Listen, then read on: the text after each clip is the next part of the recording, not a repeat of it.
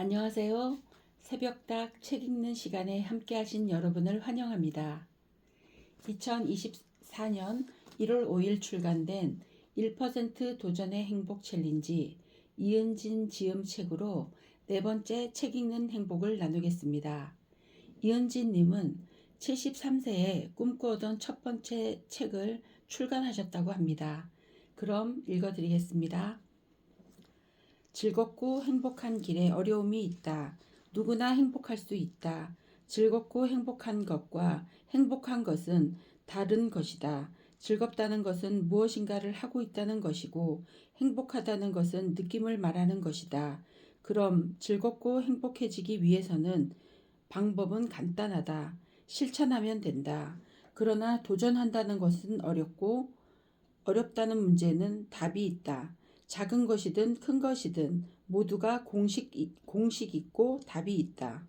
나는 이러한 공식들을 알기까지 오랜 시간이 걸렸다. 그러나 공식을 깨달은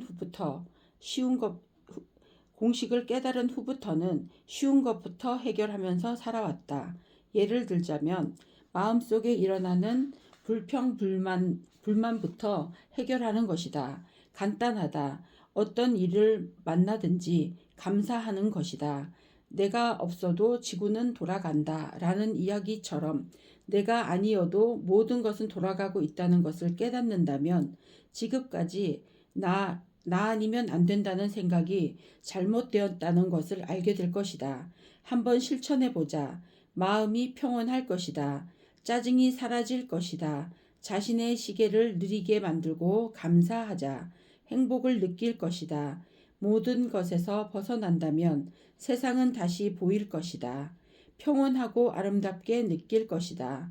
이 또한 어렵지만 지나갈 것이라고 마음을 다스리는 것이 가장 중요하다.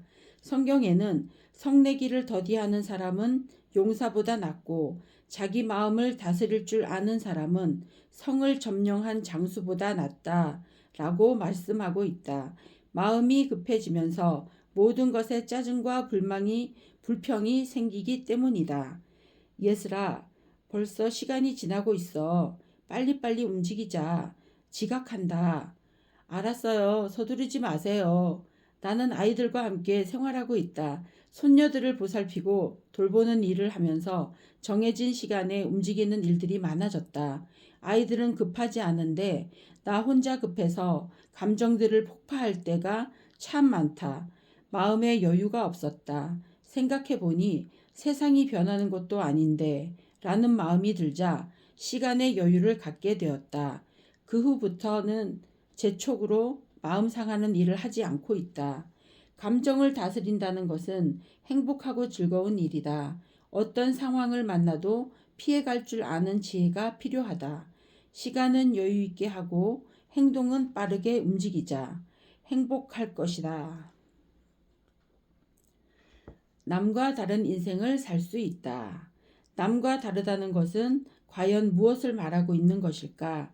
평범하지 않다는 것을 이야기하는 것이다.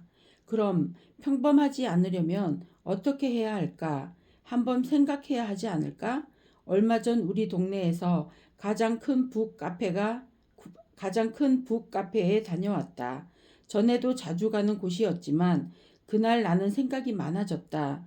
1, 2층으로 꽉 차 있는 책들을 보면서 우리나라 책 읽기 수준이 궁금했다. 1인당 연평균 9.5권으로 나타났는데 내 나이 또래가 궁금하여 찾아보니 65세 여자가 독서율이 가장 낮았다. 나는 북카페에 있는 수천 권의 책들을 보면서 작가들의 모습이 그려지기 시작했다. 한 권의 책을 쓰기 위해 얼마나 많은 수고와 땀을 흘렸을까. 모든 지식을 쏟아넣기 위해 수고한 작가들이 보이기 시작했다. 전에는 전혀 생각하지 못했던 그들의 수고가 왜 보이는 것일까? 나는 그들의 수고에 감사함을 느낀다. 이번 책쓰기를 통해서 나에게는 다른 세상을 볼 기회가 주어졌다.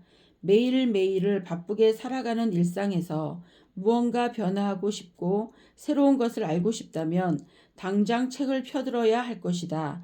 1%의 어려운 도전은 아마도 남과 다른 인생을 살아가는 것이다. 나는 남과 다른 인생을 살기 위해 지금 새롭게 시작하는 책 읽기와 글쓰기는 나의 또 다른 도전이 되어 삶의 활력이 되고 있다. 또한 책을 읽을 때마다 작가의 의도를 알고 실천할 수 있다는 것이 너무 행복하다.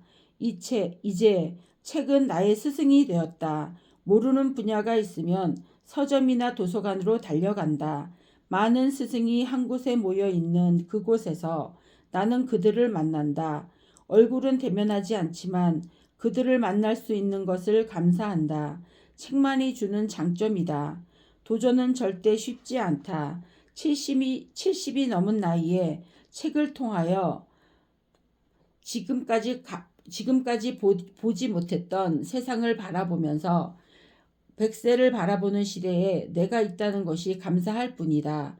앞으로 살아갈 시간이 많이 남아 있기에 지금까지 생활에 밀려서 못한 것들을 할 수 있기에 감사하다. 또한 재능 기부를 할 수 있는 시간이 주어졌다는 것이 나에게는 행복한 시간으로 남아 있다. 남은 시간을 더욱 가치 있게 하려고 시작한 것이 있다. 국민체육진흥공단에서 1년에 한 번 실시하는 국가고시에 도전하기로 했다. 생활 스포츠 지도자 자격시험은 나에게 카약을 타는 것보다 어려운 또 하나의 도전이었다.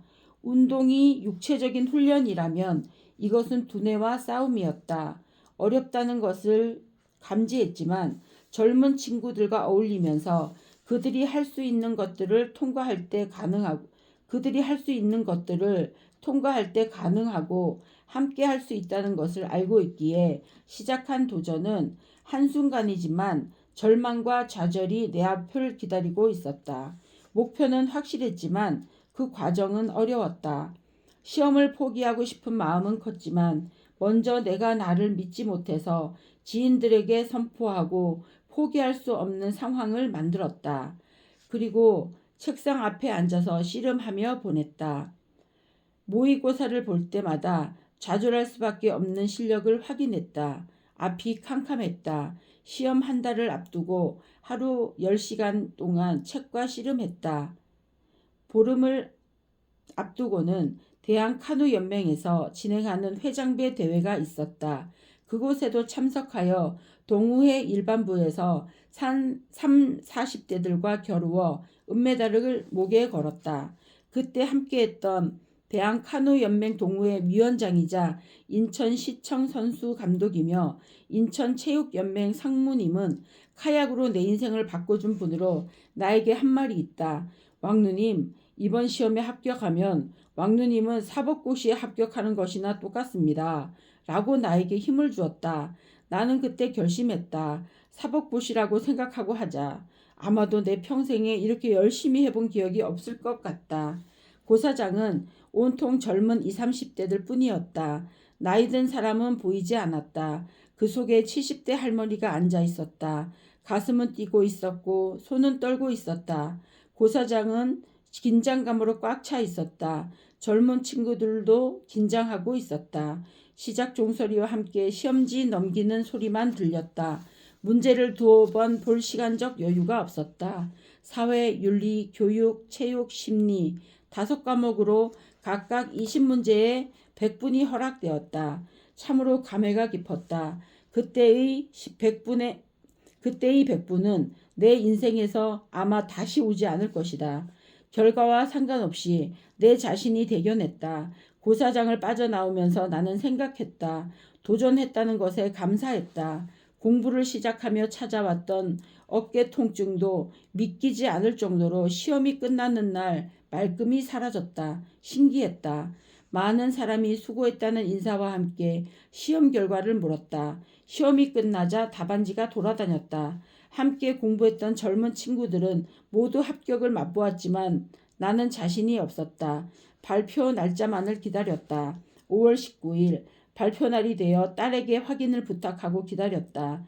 10시인 줄 알았던 발표는 오후 4시가 돼서야 발표가 나왔다. 엄마, 합격했어. 믿기지 않았다. 정말? 여러 차례 다시 물었다. 합격증을 확인한 후에야 믿을 수 있었다. 나는 뛸 듯이 기뻤다. 이 나이에 합격했다는 것이 너무너무 행복했다. 아, 하면 되는구나.